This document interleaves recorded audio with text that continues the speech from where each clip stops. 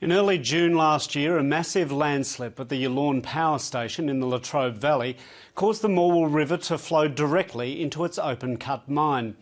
Coal mining infrastructure was destroyed, crippling EnergyAustralia's power generation for months. Work to repair the man-made levee bank is still underway, but there are doubts about whether the redesign addresses the exact cause of the collapse. And while the rebuild continues, the open cut has again been flooded, reducing Yallourn's generating capacity by up to 30%. Danny Morgan reports. Just 12 months after the collapse of a levee bank left the Yallourn open cut mine inundated with billions of litres of water, its owner, EnergyAustralia, is dealing with a new flooding crisis. The large amount of rain we had last week meant at the weekend we got hit with a deluge of water. The Morwell River is again cascading into Yallourn's Eastfield mine, the pit that provides the coal to produce about a fifth of Victoria's electricity supply. Eastfield's got about 5 gigalitres of water in it now. That's actually covered our bottom conveyor. So we're down to one conveyor system at the moment. While the weather's dry, we'll be pumping that water out, trying to recover that second conveyor system. The damage has again hampered Yallourn's ability to generate power. We've got to conserve our coal and watch how we use it and how our stocks are on the one line. So we're more vulnerable if we were to lose that line, what that would do to our generation. It does restrict us by 20 to 30% of our capacity, like over the period of the day as we manage our coal supply. The latest flooding is directly linked to the collapse of the award-winning Morwell River diversion. In early June last year, the swollen river burst its banks and somehow found its way into tunnels holding crucial conveyor belts used to transport coal. The diversion, completed in 2005, realigned the river to open up new coal fields to the east of the power station. In an ambitious engineering feat, huge levee banks were built to let the riverbed run over the top of the conveyor belts. The design was thought to be a very good one at the time by all concerned. There were other environmental benefits from having the river diversion within the mine perimeter. Ever since the levee bank collapsed, experts have been trying to figure out what went wrong. This week, the state government released the results of an independent investigation.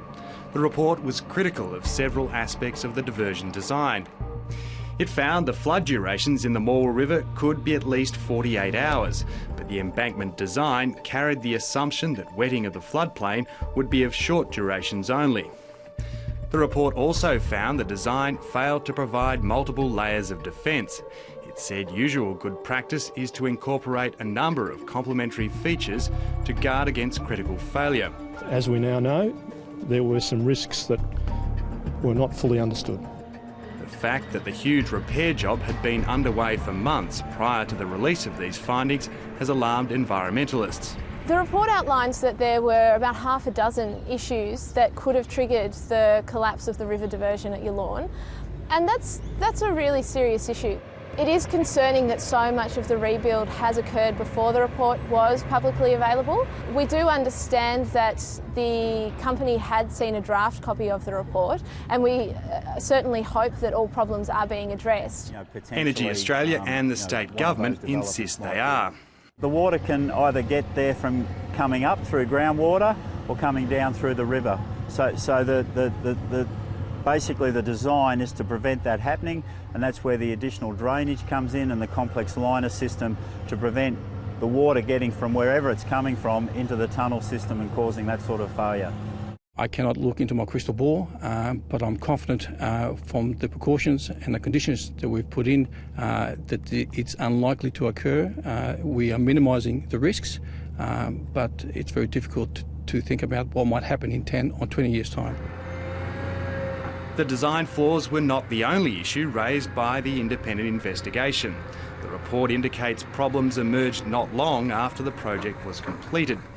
It says signs of unexpected performance in areas near the conveyor tunnels were evident from soon after construction. Follow-up action to further evaluate these signs was slow. Question marks over the strength of the new river diversion are accompanied by more short-term concerns.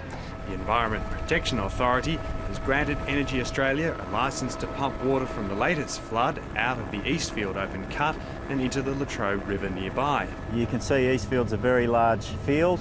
It does affect our coaling. At the moment the coal's not underwater, but if we were to take more water in, obviously we would have that issue. By allowing the mining company to pump polluted water straight back into the river system without having to treat it, purely so that they can get their operations up and going again, is the EPA overlooking serious environmental issues in order to aid a mining company. We'll be looking at whether or not there is an opportunity to seek a Supreme Court injunction to stop this from going ahead. The whole episode has been extremely expensive for EnergyAustralia. The bill for pumping water out of the mine and for repairing the river diversion is at least $150 million. And on top of that, the company has lost $35 million in revenue from reduced power generation. And given the independent report found faults in the design, it seems probable EnergyAustralia will try to recoup at least some of that money. Is there any talk of legal action against whoever built the original project? We're still considering our options.